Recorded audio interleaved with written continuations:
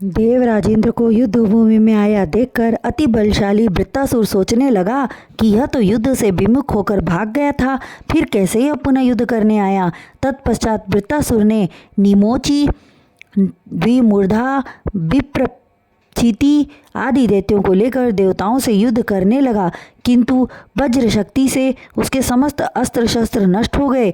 तब दैत्यों ने पेड़ों को उखाड़कर देवताओं पर प्रहार करने लगे, किंतु उनकी एक न चली और वे भागने लगे। तब देवताओं ने ललकार कर कहा, अरे दैत्यों, मृत्यु के हाथ से कोई नहीं बच सकता, जिसमें दो प्रकार की मृत्यु उत्तम मानी गई है, एक योग साधना द्वारा मृत्यु को प्राप्त होना तथा दूसरी युद्ध भूमि में लड़ते हुए वीर गति को प्राप्त होना।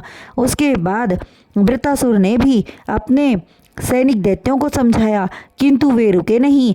तब वह स्वयं इंद्र को ललकारते हुए इंद्र के सन्मुख जा पहुंचा और बोला, मेरे साथी भाग गए, किंतु मुझे कोई चिंता नहीं, मैं अकेला ही तुम सबको मारूंगा। यह कहकर हाथ में त्रिशूल लेकर इंद्र को बुरी तरह रौंदने लगा, जिससे देवराज इंद्र अत्यंत क्रोध में आकर वृत्तासुर के ऊपर गदा का भीषण प्रहार किया, लेकिन गदा वृत्तासुर तक न पहुंच सकी। उससे पहले ही उसने गदा पकड़ ली और ऐरावत हाथी के माथे पर दे मारा, जिससे ऐरावती हाथी व्याकुल होकर 28 कदम पीछे हट गया और मुंह से रक्त वमन करने लगा। देवराज ने अपना हाथ ऐरावत के माथे पर फेरकर उसकी पीड़ा शांत की। तब वृत्तासुर ने हंसकर इंद्र का मखौल उड़ाते हुए कहा, अरे दुष्ट, तूने मेरे भाई और अपने गुरु विश्वरूप की हत्या की है। आज तुझे अन्य देवताओं सहित अपने त्रिशूल से मारकर अपने भाई की हत्या का बदला लूंगा।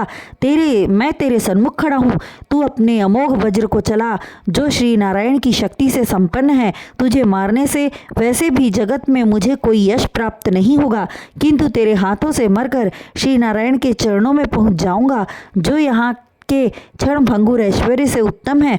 यह कहकर वह भगवत प्रेम में लीन होकर कहने लगा, हे परमात्मा, मुझे अपने शरणों में आश्रय दीजिए। मुझे मृत्यु का भय नहीं, मैं केवल यही चाहता हूँ कि आपके चरणों में सदैव मेरी प्रीति बनी रहे।